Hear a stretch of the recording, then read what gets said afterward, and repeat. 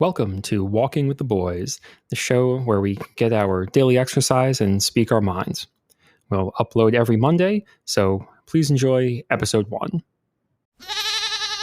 It's even more spectacular. That is special. I know the day of the month.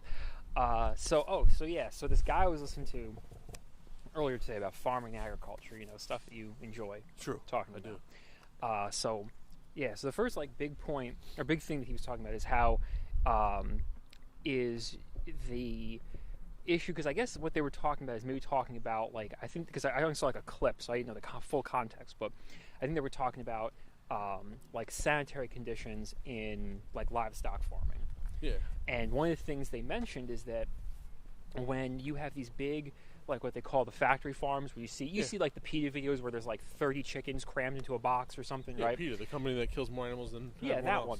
Yeah, but you've seen the videos, right, of how they raise pigs and stuff. Seen the fucked up videos. Everyone, headless chickens. Of course. Or the ones they talk about how they just the chickens are kept in these little tiny slots and then they force feed them because they can't, whatever. All this messed up shit, right? So one of the things that is a big problem in those factory farms, from what this guy was saying, was what he called, and it sounds gross, but fecal particulate.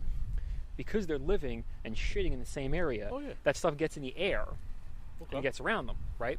So they're also laying and sleeping in it. They're also laying and sleeping in it, but it's also in the air. They're they can't get away from it. Yeah. It's difference if you get away from it. So that breeds disease and all that kind of stuff, whatever.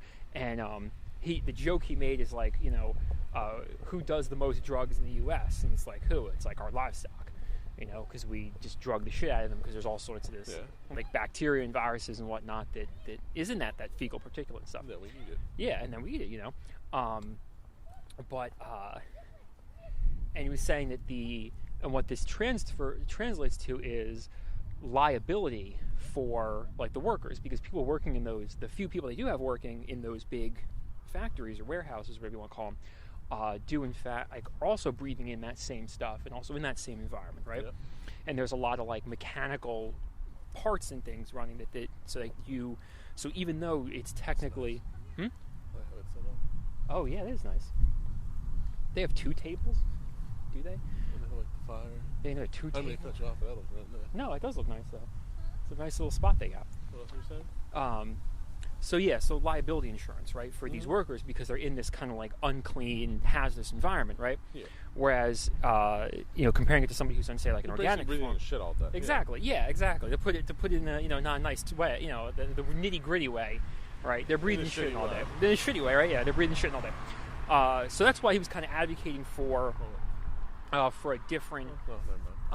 For this different way of farming, in that it's safer for safer for workers. You also employ more people, so more jobs for more people. So that's always good, employing a large number of people, right? Yeah. So it's interesting to think about. Will also cost more. It also costs more. People. Yeah. Now what's interesting, he did say, I don't know how true this statistic is because he didn't give a source and I didn't really have time to look it up. But he said that if you look at several years ago, the average amount that a person spent on food was 18% of their total gross income spent on food, right? And then healthcare was only 9%. It's probably higher now. Well, no, it's actually the reverse now. Okay. From what we're saying, we spend 18% of our income on healthcare and only 9% on food. Okay. Because food's gotten cheaper. Because yes, the one side effect of, one benefit, huh? What food's gotten cheaper? The idea. Well, we spend less on it overall. Oh, we spend less. The food hasn't gotten cheaper. No, less of a percentage, right? Yeah. In terms of, you talk about in percentage wise, we spend less. Not that it's cheaper. Right, right. We spend less of our total income. Because as there's more people on the earth, food costs are going to rise because there's less land to farm it on. Right. Yeah. Okay. Well, see, I've heard something different. This was unrelated to what this guy was talking about, but that we actually have plenty of land to farm on. It's just we have not enough people. We don't reserve enough of that space for farming. Most of it's for living and other stuff. The problem that we come across is if you were to look at cows, for instance, cows take, I don't remember the exact, let's just say on the low end, they take 8 pounds of grain per pound of beef you get. Okay. That's 8 pounds of grains that you could just eat. True. That's True. 8 pounds of bread. You know what I mean? Whereas chickens take up 2.5.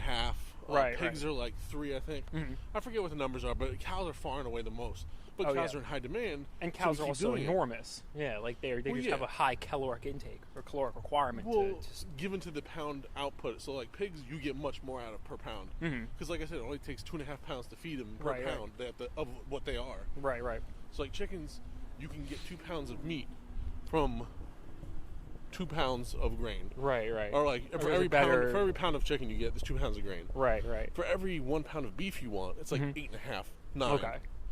So, the ratio is different, right? So not only do you waste all this room with cows grazing, but now you need to grow those 9 pounds right. per pound in of order cow. to feed them. So it's an insane amount. True. So if Now, we is that stop eating cows and start eating more chicken and pork, true? Yeah, probably would change a lot. it would definitely change a lot. Now, does that also take into account how like what you can get away with feeding these animals? Like I know pigs will like eat anything. No, but you can't. You're not by law. Well, now you're not allowed to anymore. You used to be able to. Well, before when you didn't Yeah. mind getting dead, Getting dead, like, sure, you could feed. Because I remember like what was having it? worms and shit in your pigs. Yeah, because what was it? They used to feed pigs like slop. Yeah, like it was slop just kind of pretty like much just, leftover shit. Leftovers, whatever was left. Yeah. Well, because that's always like the common plot line in like movies and TV about like serial killers and stuff about them like feeding their feeding them to the pigs Oh, yeah, and stuff. Pigs but like will eat whatever. pigs will eat like literally anything. Yeah. As long as you starve them, they'll plow Right, through right. bone like it's nothing. Right. Right. But that's not the point. Like you don't want to feed. No, pigs you out of don't. You pigs. don't. You don't want to feed pigs. Because That's then they what I'm saying, gain yeah. like when you eat something. Like say you eat bad fish. Right, right. Has parasites in it. Yeah. You get those parasites. Now the thing about what the pigs are eating, if they're eating slop, Right. they're getting all the random shit that's wrong Right, with right. those different things. That we then get when Whereas we eat it. if they get feed, they're eating like grain or whatever. Right. Right. Yeah. But so but yeah. So anyway, so this guy was talking about. So that what this guy was talking about. He was talking about a lot of stuff and said that. hold on real quick. Back Oh. to your point about Oh. we have enough land. Yeah. Yeah. Not the way we grow. Like Right. if you were to use that land for what we currently grow, like or we raise, like if you want, okay, we're gonna increase everything with all that free space Right, to right. what we normally do, it still wouldn't be enough. Right. Right. And there's more people, there's nothing you can do because more people take Right, up more 'cause then room, which means there's less exponentially- room to grow. right, It's exponentially. exponentially both ways. Right. Right. You need 'Cause more people food. need more stuff. Right. But they also need more space, so you have less stuff to grow. True. True. Yeah. What were you saying? So yeah, so he was talking about so like that, and he was talking about the difference with all of it, and so now of course the question of like, well, what about urban areas, right? Because I guess let me In backtrack. terms of what? Well, let me backtrack for a minute. So so Joe Rogan asked the guy, well, like, how is this going to affect the cost, right? Like what? food. Like if we went to this more like organic, free range type stuff where we don't factory farm anymore, would that cause like prices to rise? And the guy was very honest. He wasn't trying to like bury the lead or anything. He was like, no, absolutely, it'll probably double. And he said, but what's worth more? What's worth it to you? Spending more money on food and being healthier, or getting the same kind of food we have now and not being as healthy as we've been? Well, yeah. You know? That's why we've gotten the way we've gotten. Exactly. Because it really started around the time we started to make freezing meals and preservatives and Oh yeah. Well, that was in what, like the 50s, 50s, when, like, the 60s? microwaves. The microwaves 60s, started yeah. to come out. Yeah. in the 60s, you see a lot of preservatives start to come in, like high fructose corn syrup fucked a lot of people up. Yeah. Like back in the days, we used to intake a decent amount of sugar, but it was real sugar. Yeah. Like, Which is very different. Not high fructose corn Yeah, syrup. you know, it's funny. I remember my dad always telling stories. My dad was in his 60s, you know, when he passed. But he would always tell stories about like when he was a kid growing up. You'd go to the grocery store, and there were just times of the year where certain food was not in season, and the grocery stores didn't have it. As it should be. Right, like specifically, it was like the one example I remember him Strawberries. using was strawberries. Yeah, Yeah. there was just seasons of them. He goes, now you can get strawberries year round and as much as you want. No, why?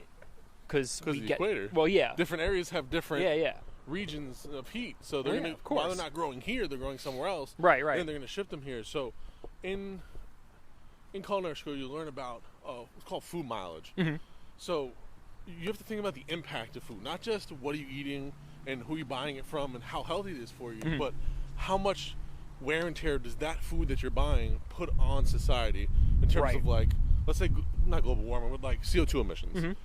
If you buy strawberries from Chile, Right. they need to get in several trucks, several boats, get the fuck over here. So they got more trucks to then be delivered inland. Exactly. Yeah, so yeah. not only are you not getting the freshest, but you're also getting stuff that has a huge carbon footprint. Right, the cost of getting Yeah. it there is huge. Yeah, just So yeah, manpower. you might be a little cheaper to do it the way we've been doing it, but we're taxing all these other areas. True. If we would just settled on eating what's currently in season and what we have, meat would be fine. Meat's always in season. They Right. live, they die, Right. they make meat. They grow all the time, yeah, and they're mammals, Yeah. so we eat Vegetables, mammals, so like yeah. they naturally can survive Not even just winters and mammals. stuff, yeah. We have mammals, fish, lizards. Right. Like, we eat all types of crazy shit. Right. And there are cold water fish that you can, so it's not like, oh, I can't get fish because it's winter. Like, there's fish that live in cold water that you can get year round. Well, as those fish are migrating, other fish are coming in. Yeah, it's not yeah. like there's patches of emptiness in the Right, ocean and there's right. no There's fish. always fish everywhere in every kind of climate, yeah. Yeah. So, if we just lived with what we had instead of trying to always being able to have what we want, Right. the cost would go down. We wouldn't have to pay. Think about all the money that we're paying for food to get like those strawberry shit from Chile. Yeah, Like that costs a lot of money. true. And a lot of time because all that stuff, those are, it's from like the politics end of it. There's all sorts of treaties and agreements and whatnot that we have with those Yep. different nations to get all that stuff. Yep. And a lot of that stuff, similar, from what I understand, similar like OPEC and all this other stuff, they're like unionized type of thing. Like there's like strawberry growers and that's like their thing, and they, you know what I mean? Like it's not just like, hey, go get some strawberries. There's like more involved into it than that, more politics Maybe involved. I'm not familiar with that area Yeah. of the topic, but I would assume so. Like you grow what you know because it's, Right. you don't know how to grow 17 crops, so you can't do easy crop rotations. Yeah. But and that's actually what was really great. Is that leads nicely into the guy's next point, which was part of the reason why stuff is more expensive now is because of all the, like you said, the food mileage. It's how it has to get from point A to point B. And another point that you brought up about livestock specifically is because of the way that everything is centralized, right? So like if you have an area where you have cows or pigs or whatever, when they're ready to go and be processed into, pork chops, steaks, whatever, you basically have to load all those animals onto trucks, and then they have to drive however many miles it is to wherever the big slaughterhouse is. They then do their thing, and then they go from there to like the next step in the chain or whatever. And that adds just more and more cost because everything is so centralized. It's these giant areas that just feed into it.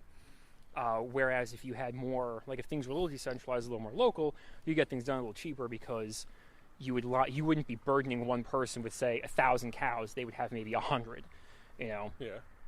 So it was interesting to think about because I definitely say I do strongly feel about the whole eating things in season type of thing because you can't have the stuff that we get year round.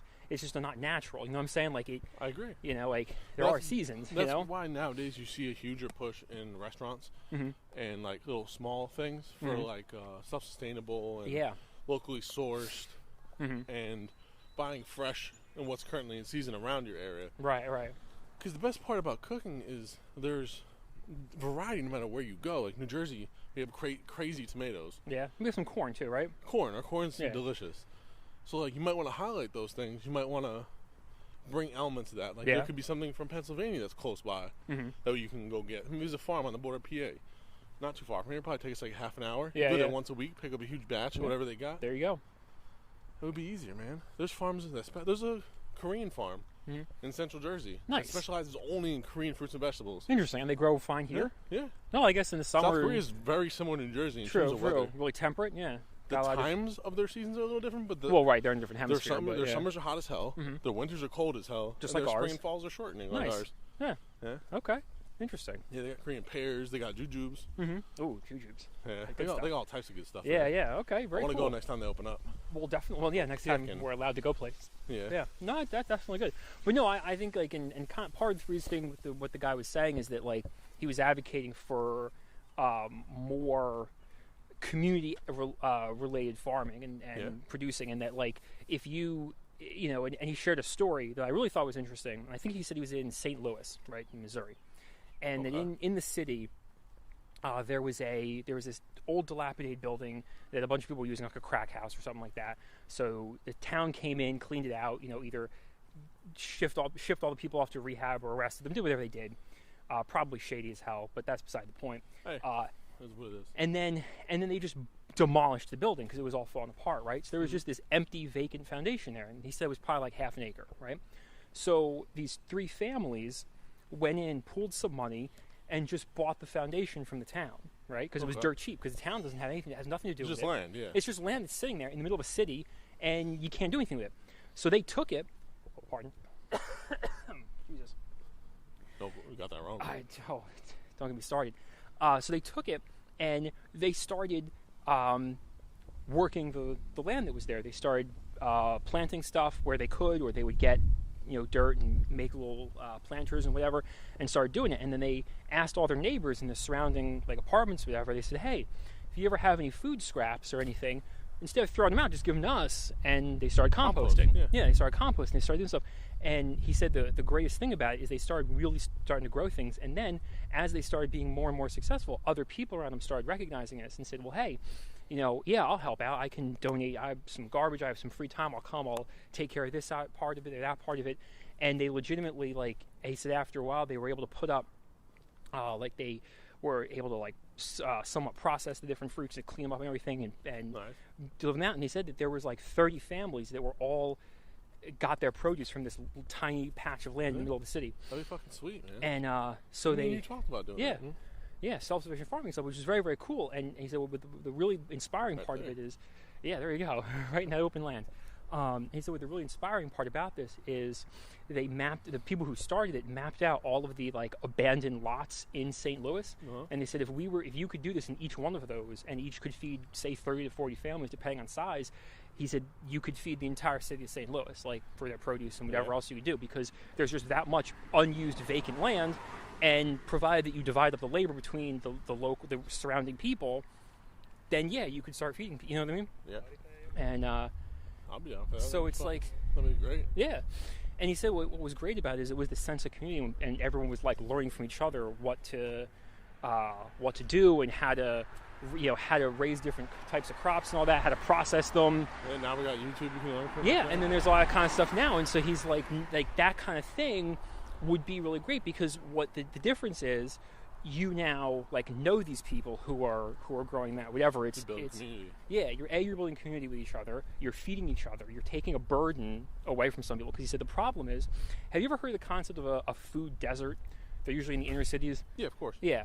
And he said this kind of alleviates talking that. about Family Dollars and stuff. Yeah.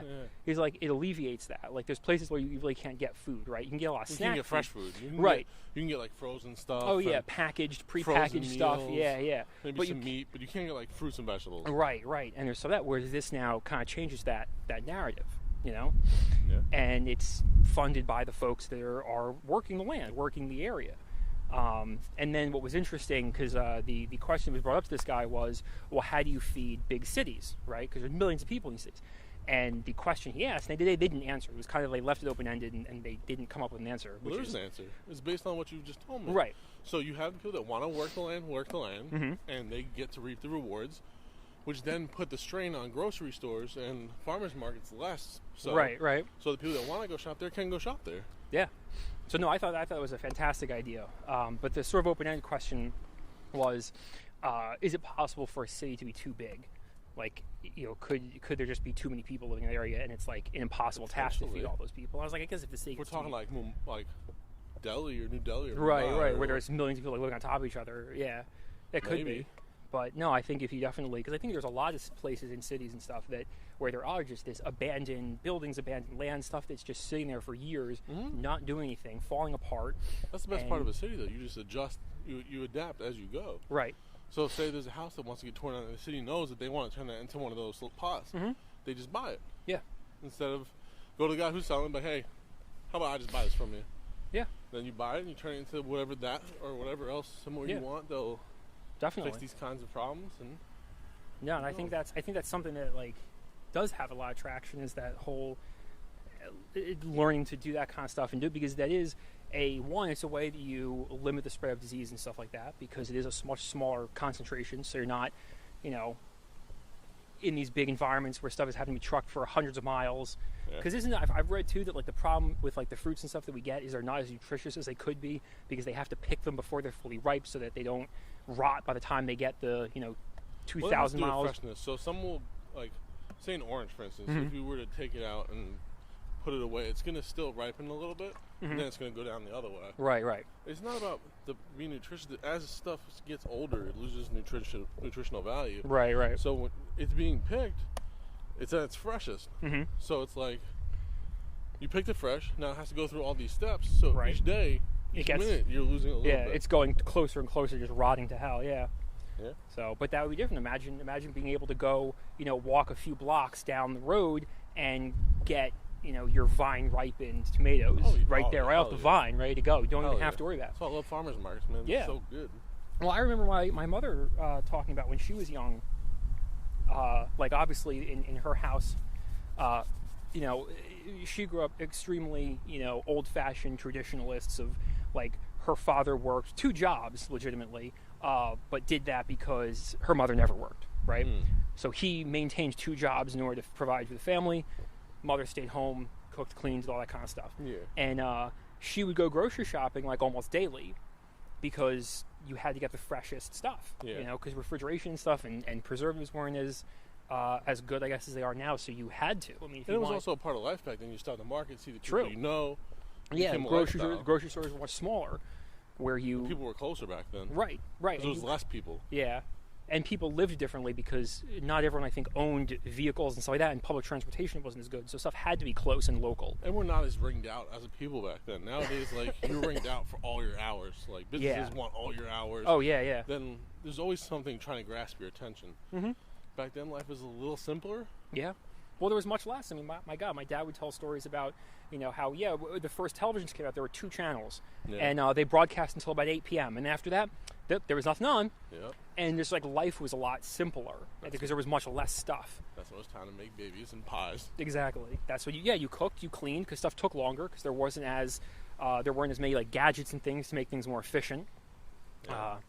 But no, I definitely, I mean, whenever, because that's the thing too about what people talk about the cost of food and why it's gone up, and it's because we have these giant concentrated farms that then have to ship all that stuff miles and miles to the next segment. It's not because they're concentrated farms. The concentrated actually makes it cheaper. Mm-hmm. It's the shipping it that makes it less cheap, and the fact that there's constantly more and more people. True. Not to mention in America we consume way more than we need, which is why we're one of the fatter. We're not the fattest nation on earth, but we're definitely up there. We're pretty large.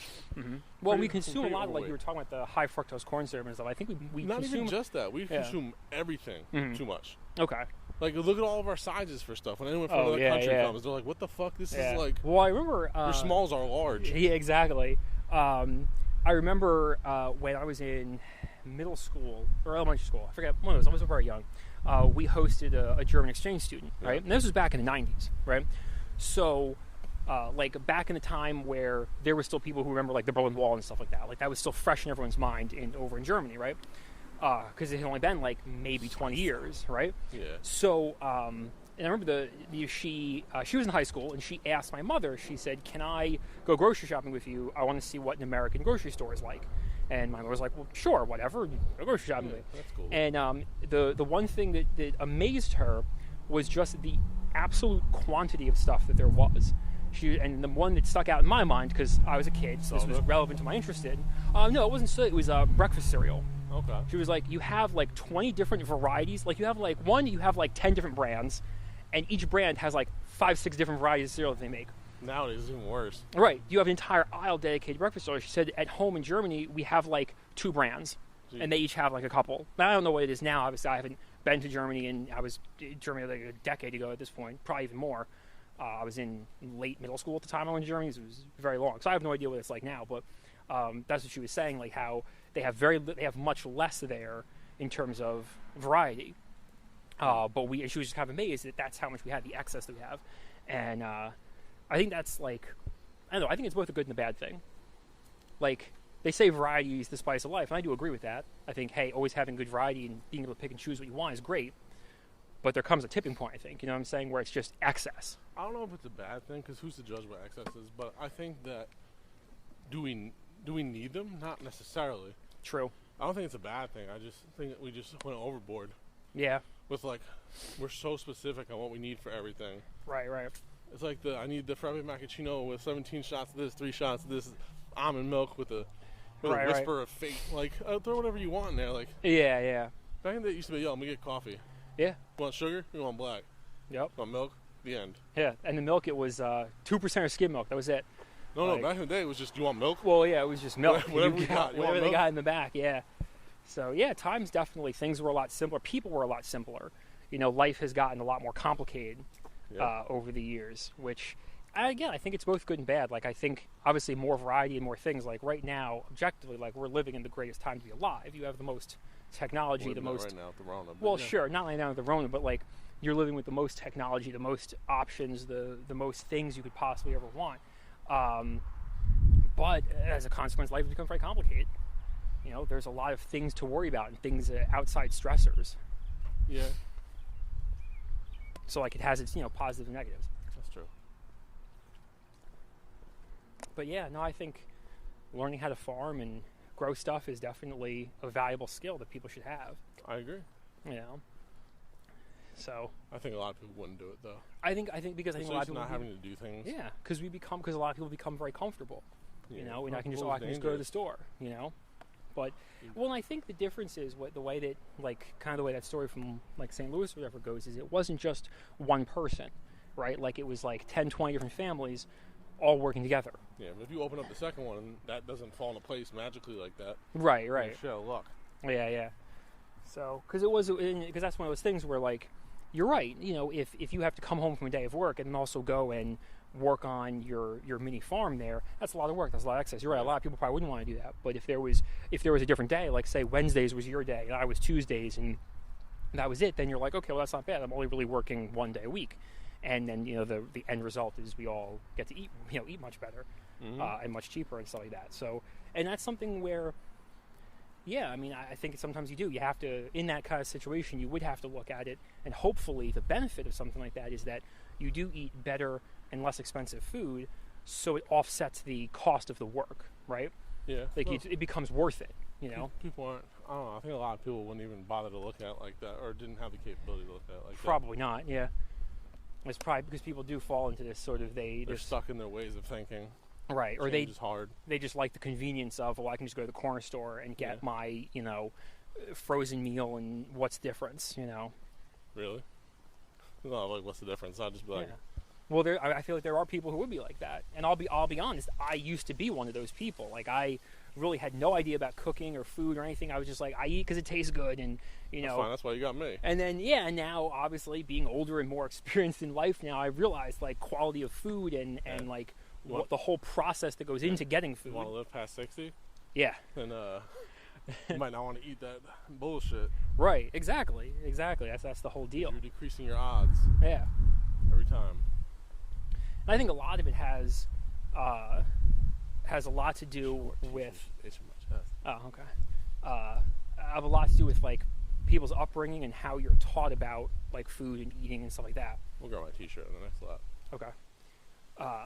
Yeah. You know what I'm saying? Like, I think it's a lot of people like they don't. Like most of life. Yeah. You know what you've been raised to know until you can learn on your own, but then you can only learn what you have the ability to learn because you get stuck inside boxes. Yeah. Or growing up, there's just many boxes being formed around you that you have to stay in. Mm-hmm. So if you don't know to break out of those boxes and learn new things that are not normal for you, then you won't, and you'll just live on the rail that you're on. But, okay, definitely. This is what I know. This is what I need to learn. Everything else is irrelevant. Exactly, and it definitely comes down to like what you have the capacity to learn, and also like what your own interest level is. Like if you're completely disinterested in something, you're never going to learn about it. Because you just don't have the motivation, don't have the drive. But you might not know enough about it to become interested in it. And you won't know because you don't want to learn about it. You might only know a tiny bit about something, and that doesn't interest you enough to even continue. And you're like, I don't need to worry about that, you know? True. It's not for me. Right. How you know? Yeah, you don't know? Well, yeah, that's always one of those things. It's like people who don't travel. Yeah. You don't know because you haven't been there. Exactly. Travel once. See if you well, like I remember, it's always like one of those things whenever you're young. Yeah, it's a nice breeze. Whenever you're young, people always say like, "Oh, you don't know until you try it," and that's how you get dick in your butt. You need to be careful with that. that is how you get in the butt. Surprise, motherfucker. Right. But like I can remember, like even just while we're talking about food, I used to be very kind of set. Like I had food that I liked, and it was the only kind of food I ate. My mom's the same way. A lot of ways like that, but she'll try other stuff if I force her. Pressure, yeah. But that's where I kind of learned on my own to just, just try something. It can't be that bad, Oh, it can be. I mean, but usually it's not. Right. Like, yeah, it can be, but whatever. Like, I can remember when I was on vacation in California one time. We were going to Monterey Bay, because there's this big aquarium there. Yeah, And I've been there. yeah, and on the way, I was like, hey, let's stop for lunch, and we're trying to decide what to get. And I was like, well, hey, we're in Monterey Bay. We're about to go to an aquarium. I was like, maybe it's a little morbid, but let's go for seafood, You savage. right? Because I'm in the mood. Let's have some seafood, right? And they're like, okay, no problem. And that met everyone's needs, because like me and one of my friends, we ate everything, and then the other friend that we were with, the one we were visiting, is a vegetarian, or I guess pescatarian, because he eats fish. I think that's what they call it, right? I guess. I don't know what they call it. I'll keep track of all that. Honestly. No, I don't know. But anyway, so he ate fish. So I was like, well, he eats fish, we eat fish. Let's all go for seafood. So we go for seafood, and on the appetizer menu, they had grilled baby octopus was one of the options, right? And I had never had octopus before up until this point. And I had said, I was like, I'm on vacation. I was like, we're somewhere I've never been before. I want to try something new. Proud of you. Let's get this grilled baby octopus. And my friends were like, I don't know, dude. And I was like, just So at least, good. I was like, here's the deal. We got to at least each try like half of one. But Just what kind of nationality was it? This restaurant. this restaurant, it was, I don't think it had a specific nationality. Okay. It was just a generic seafood restaurant in Monterey Bay. Okay. I don't think it was anything particularly. Just curious, because there's like- certain types like I really like. No, I don't think it was like Japanese or Korean or something like that. I think it was just what it was. It was just yeah, seafood, okay. right? So anyway, I ordered the grilled baby octopus, right? And like 4 octopi came on. And so yeah, there was a little hot sauce. Octopussies? Yeah, there was a little hot sauce on it, and you put a little hot sauce on there, and they gave you the whole octopus. It wasn't just the legs, nothing. It was the whole thing, right? And that I wasn't ready for. But I was like, you know what? I'm trying it. I said I would try it, so I'm going to try it. Head's nice and chewy. Yeah, oh yeah, it was very chewy. Because the thing is, I had squid before. I had calamari, so I was ready for that type of texture, right? It wasn't bad. Now, it wasn't amazing. I wasn't like, oh man, I got to eat 5 more of these. Yeah, octopus is really hard to find a good place that does it excellent. Right. It's very easy to make it rubbery Mhm. and very hard to make it tender Yeah. regularly. Mhm. Like if you focus one time, you might be able to do it. Right. Doing it on the regular restaurants, I find that most restaurants mess it up. Yeah. But yeah, so there was that thing, right? Was trying that out, and then plenty of the times that we've been to the different Korean restaurants, Yeah, it's all about trying different things. of course. And then eating everyone's pork. Right. But yeah, And eating everyone's pork, exactly. Because look, I can't help if it's good, and y'all aren't looking.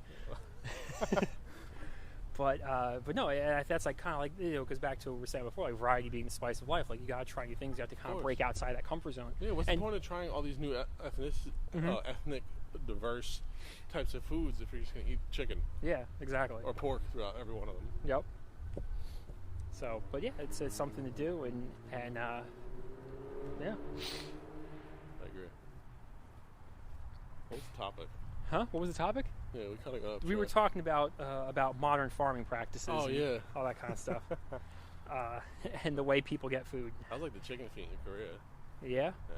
Yeah, I've had Jamaican chicken feet. Okay. I've had Chinese chicken feet, and I've had Korean chicken feet.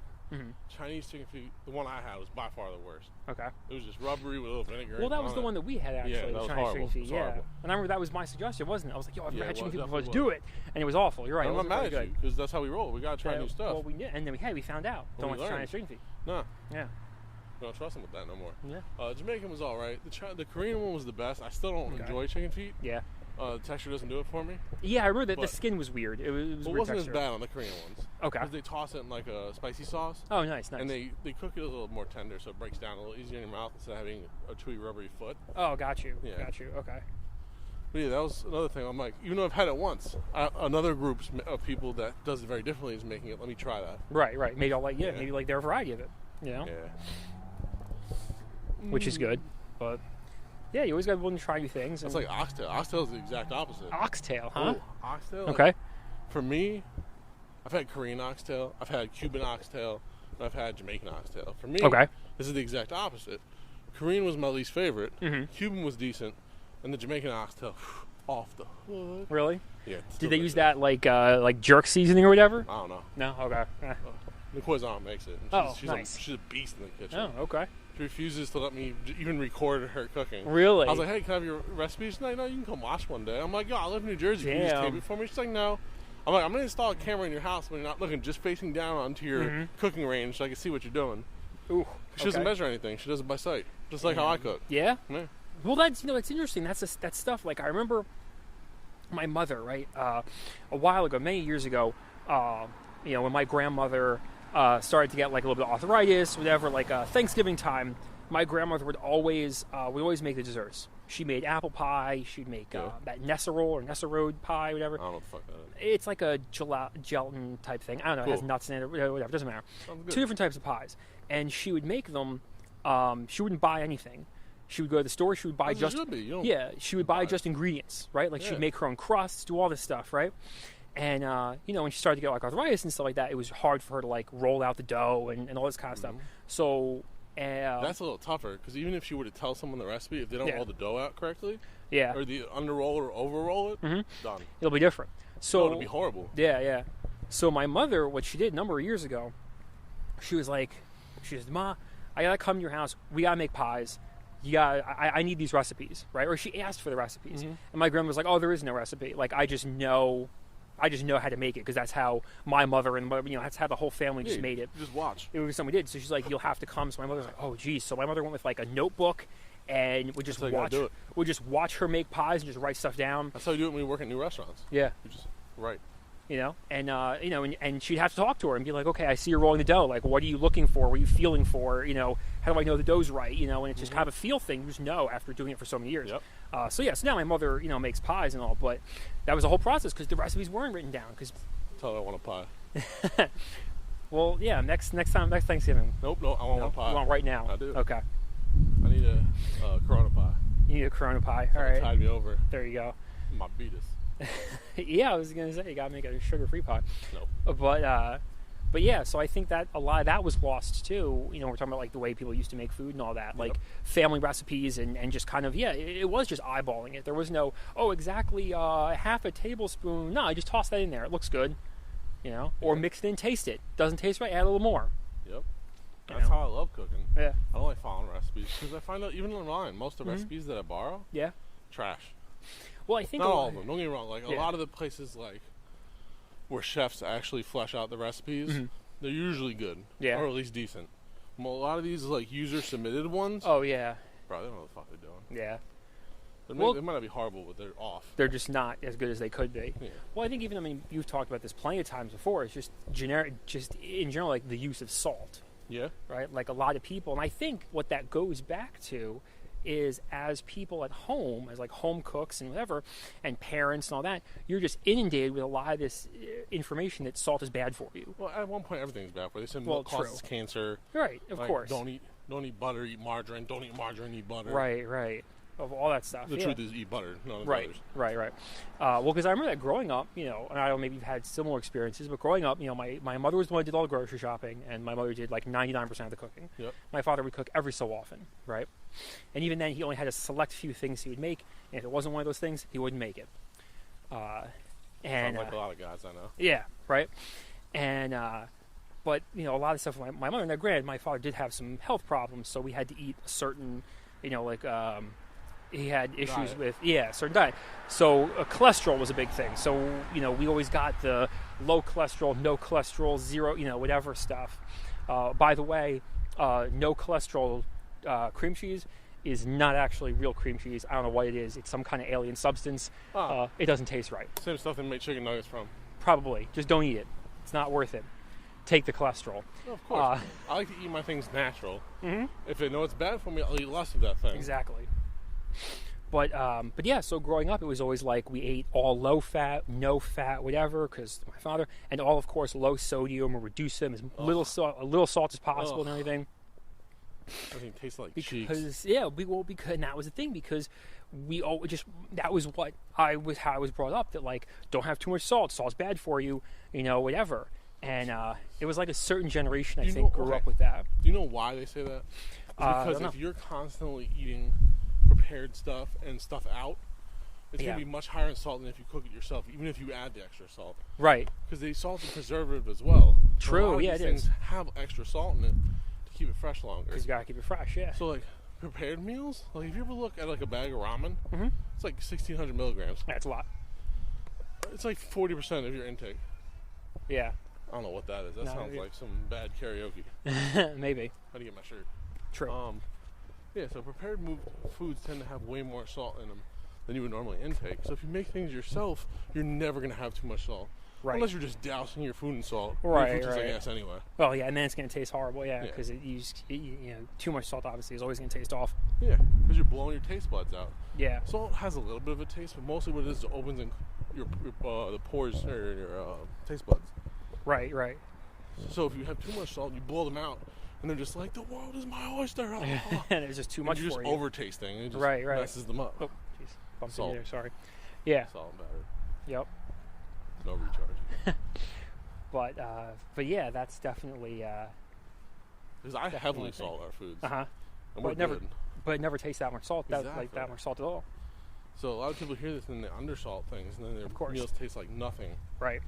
Well, yeah, and it was always a struggle. Several people come to mind. Yeah. But Well, yeah. names that will go unmentioned. Yeah. Well, that's something interesting too about the whole salt thing. So, the double-edged sword in my house growing up, right, was so the way my mother always described her cooking style is she said, "I don't cook food, I assemble food," right? Ugh. Because she could find a recipe and follow that, but like that was how she cooked, right? And but then again, that was sort of like how she grew up too. Yeah. Because her mother, while Oh, it's right here. while she did cook everything every day, in varying states of from scratch, she still, like when they would cook. My mother, growing up, always hated Brussels sprouts. Well, because the only way that my grandmother ever made it is she would just sit them in a pot and boil them, Okay. and that was it. That was how they got made, right? Yeah, huh? You need lots and lots of butter. Yeah, exactly. And then just douse them in butter. Vegetables were steamed, and that's it. You steamed the vegetables. That's how we made vegetables in this house. Steamed. Steam's not bad. Right. But I'm just saying, some. As long as you toss butter. As long as you you. hit it with some salt, you're good. Yeah. Well, salt's bad for you. You can't have the salt in there. But yeah, so that's kind of the way that people, I think, when we talk about like home cooks, how they view things, how they do it. It's like, oh wait, That's why people love cooked food from like restaurants. oh yeah, Because they're like, oh, how is it so much different? Because they use more butter and salt at the end. because they use more ingredients. Butter, salt, and better ingredients. Yeah, exactly. Yeah, better quality ingredients and just a better Mostly just butter and salt. right, and a better hand at it too. Like because I think definitely people Well, the technique is an important part. But Sure. the fact your food can't taste good if you don't use the right seasoning. definitely Because it won't have taste. right. It'll just be blandish. Yeah, and so the struggle growing up was so my mother was that kind of cook, right? Now again, not a bad cook. It worked, but obviously she was no gourmet, right? She kept you alive. Yeah, what you're saying. basically I was Yeah. kept alive. But on the other end of the spectrum, my father was a lifelong smoker, so he had zero taste buds. So He should just dash his tongue with salt before he starts eating. yeah, right? Open so up, boys! It's time to eat. yeah, so that was always the joke, and like he would always complain that everything tasted bland and horrible. But like my mother and I were always like, I was like, well, it's fine. Like it tastes like what it should taste like, So it was just this It's double-edged. because you didn't know any better. Well, also because we didn't know any better. You're right. No, you didn't know any better. No, I she knew didn't. better. You're right. She's eaten this before. Right. But yeah, so my father was complaining about things being bland, but it was like, well, because he couldn't taste anything anyway, because he used to smoke like 8 cigarettes a day, and You also don't want to salt food after it's cooked, because now you're Right. just applying salt to the top of it instead of preparing it. yeah, correctly. I remember my dad used to do that. We have a friend like that who, back in the day, we used to just. It would just be like, oh, if it's not salty enough, add your own. Yeah. And I'm like, bro, that's not how you cook. No, it's not how Like- you do it. Salt is say not a it's rice. condiment. Yeah, Yeah. it's an ingredient. Yeah, you want to put it. You want it to be absorbed into it. Say you're making rice. Like, why don't you salt the water a little bit? That way it absorbs into the rice. So when I eat it, I'm eating a flavorful rice instead of eating salt rice. Yeah, You know what I'm saying? exactly. It's so funny you mention that because growing up, there was always my mother would make mashed potatoes, right? Don't tell And- me she didn't salt the taters. No. It just tastes like slop at that point. Well, no. She would always make mashed potatoes, right? Yeah. With whatever the recipe was. Like obviously, let's not beat around the bush here. These were not from scratch mashed potatoes. These were. That's some milk called a day. Yeah, basically, these were not. So let's not beat around the bush with that one. But she'd make these mashed potatoes. Now I would eat them, right? Hold on, And- real quick. If yeah. you want a good recipe, just for anyone listening, Uh-huh. there's a cookbook called Balthazar's. It's based on a restaurant also called Balthazar's. Balthazar's, okay. Their mashed potato recipe, light your life on fire. Light your lemon. Okay, that's a good It's recommendation. amazing. What were you right? saying? So, she would make these mashed potatoes, and then always, without fail, my father would grab the salt shaker. Well, that's a little different because those are moist, so the salt's going to break down. So you're Right, not just right. tasting salt. That's a little different. Oh, yeah. That's a little more acceptable than if you're like have a piece of chicken, you're like dash. Need to dash, salt dash. that, yeah. 'Cause you're Well, gonna there take was- that bite and it's just gonna your roof of your mouth's just getting smacked. with Exactly. salt. Well, that was the thing. He would put salt on everything. You know, he was always big. But again, and I always just chalked it up to, oh, lifelong smoker, can't taste shit, you know? Yeah. And that's why. And that could be part of it. It also could just be like, again, you know, he was born in, 1947? I mean, things were very different then, you know? Yeah. People's ideas of what cooking was and That's true. They had quite like 12 food. ingredients, call it that. Yeah, things were very different. So it was not, that kind of upbringing wasn't really something you cared about, you know. Sure. And I think too, like the way he always talked about like his father and how he was brought up, it wasn't like you ate food because it was an occasion or because it tasted good and there was a reason to. It was you ate food because without you would die. Like that was the, you know what I'm saying? Like it. Yeah, you just survive. There's still people nowadays that are like that. Oh yeah, definitely. I used to be one of those people. Yeah. I used to make something that just met the bare minimum for taste good. What dish did you eat that just awoke you to the world of food? What Because there did had I to be a eat? dish that woke you up. Because you don't just one day be like, I'm tired of eating shit. Like, I think so. I used to have very specific foods that I liked, okay. and if I went to a restaurant that had that, and I didn't know what to get, I would just order it. I would just be Okay. like, okay. It used to be Reuben sandwiches was one of Reuben's them, are good, but they're good sandwiches, right? and they're very different than most things. Right. So that was my measuring stick. I'd be like, oh, if I'm at a restaurant, I'm just gonna order that because I know it's good. I know what it is, right? I want a Reuben. I haven't had one in a while. Right? They're good. I know. Big, that hot pastrami. But anyway, and the story goes to a little bit back in college. This is how the story ends up, right? Back in college, I went through a couple of years where and I want to say I had trouble eating. That sounds awkward. It wasn't an eating disorder, but it was. I constantly found myself in situations, and I don't know if it was. I was never able to pinpoint exactly what caused it, but I would get horrendously nauseous all the time, right? Now, yeah, that has happened when you and I are out, but that's usually because we've eaten like 5 dinners at that point. You know how I roll. Right. So that's not so much of me getting sick. That's I've had 8 main courses in 5 hours, in 2 hours. That's a different story. Oh, no. I've had 8 main courses. You've had like a main course and 2 appetizers. Well, maybe. You lightweight. Maybe, right. Well, I'm also like half the person. That's true. So, Yeah. legitimately, I think even if you doubled my weight, maybe. How much you weigh? Like 147. Yeah, more than double you. Okay. Okay. Yeah. So. Listen here, Well, no, half man. almost though. You're almost not I'm as, working not my way anymore. down, You but are I'm getting still down more than there. double. You're like a hair more than No. double. What do you say? What do you say? 147. 147? What's That'd be that? 290 something. 294? Yeah. Yeah, you're right. I got a couple pounds on Like that. a hair. But I anyway. got a good 4 on that. Like I a think I'm good- at 299 right now. Okay, well, there you go.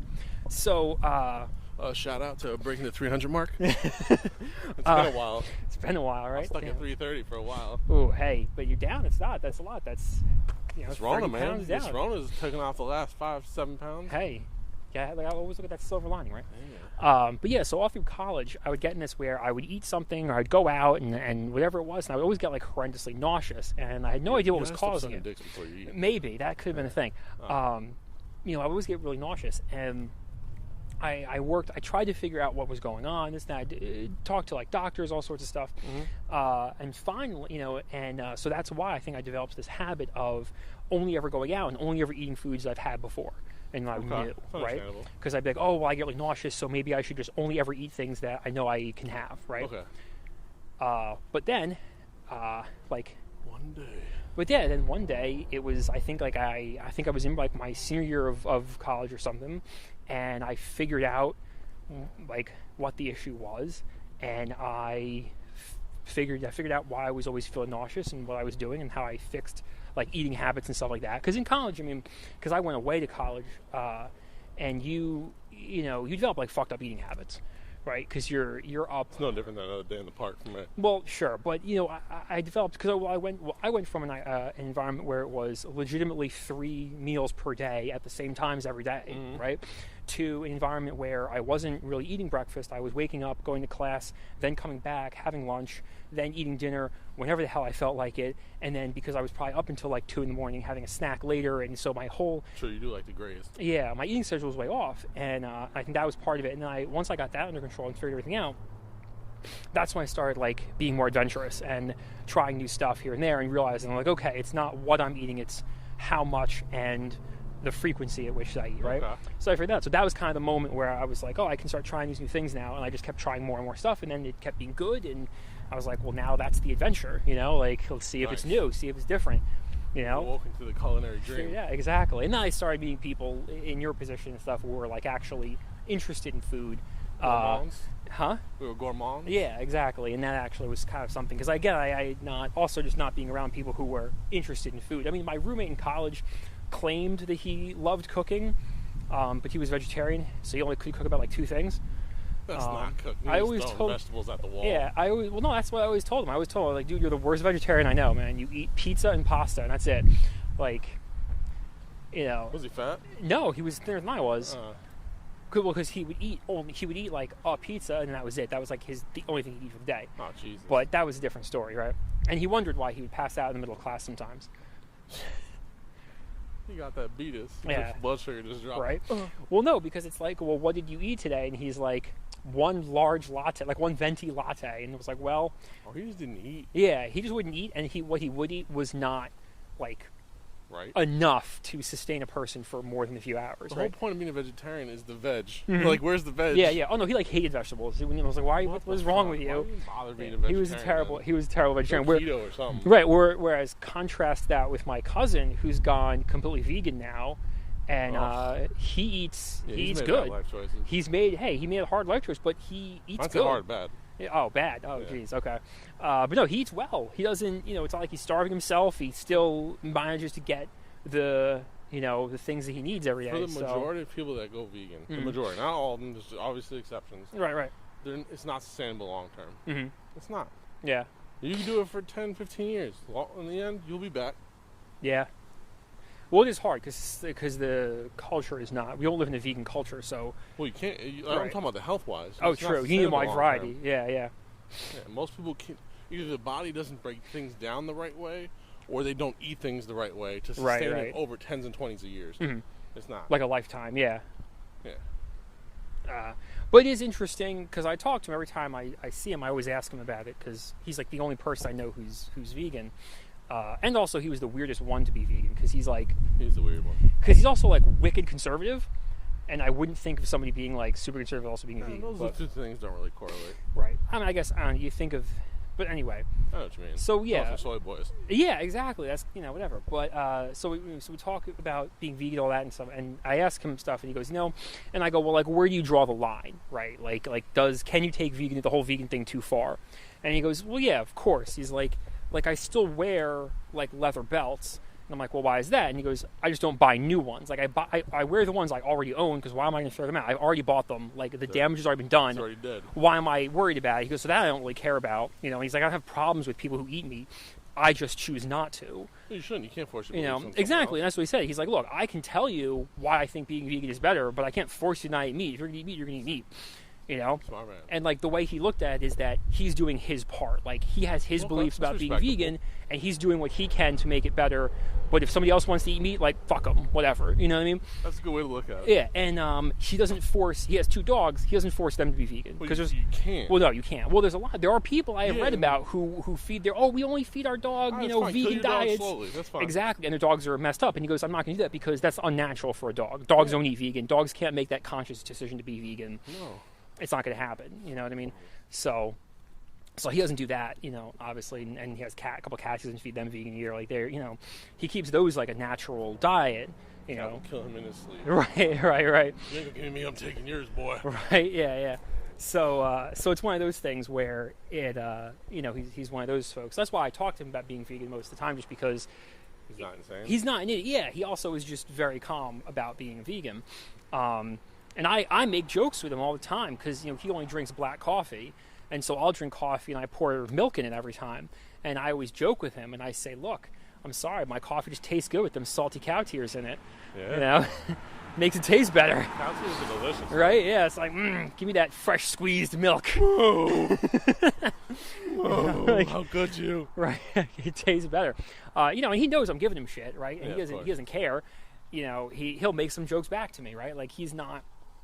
Because he's not soft, you know what I'm saying? Like, he gets the, you know, he gets it, but No weakness. Right. Never weakness. yeah, no, he gets it, you know. So we'll make jokes about it, but you know, and I always ask him like, well, was it more difficult to go vegan? Like, how was the struggle in it? And he said, yeah, initially, he said, while I was still learning about it and learning what I could and couldn't eat, it was hard. It was hard to find anything. He said, I couldn't go out to eat, and is that whatever. And then, but then he's like, no, I found vegan restaurants. I know what's vegan at restaurants now, and I can have, you know. Yeah, me and him were talking about. We're talking about the Cinnamon Snail in New York. Yeah, yeah. Slamming. Yep. But even then, like whenever, and he is pretty, I guess, like amicable about it, because like we'll go out to eat, and he doesn't.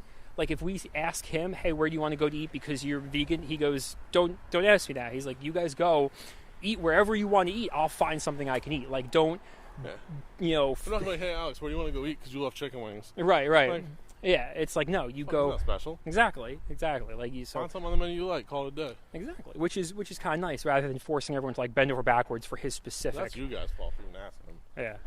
Well, I guess they want to be nice. I don't know. I never ask because I know not to ask. Yeah. And I go, hey, you know where we're going? We're going to the Meat Brothers restaurant. You're going to find something you like. We know where we gotta go. There's a place go? in, I think it's Montclair, called Cuban Pete's. Cuban Pete's, okay. I gotta take you there, bro. It's off the hook. It feels Good. like you're in Cuba. Really? And this place, Okay. almost all day, packed. Really? Okay. Yeah, they have big tankards of sangria and Nice. mojitos. Ooh, mojitos. And the good. food is nice. Is this Cuban food? Yeah, it's so good. Nice. All dressed up with the hats and Really? live music. Oh, nice. Okay. Oh, Very cool. it's so good. Top 10 Jersey restaurants for me. Nice. Top 10 Jersey, huh? Okay. Never had nothing bad there. Well, hey, there you go. It's good stuff. Yeah.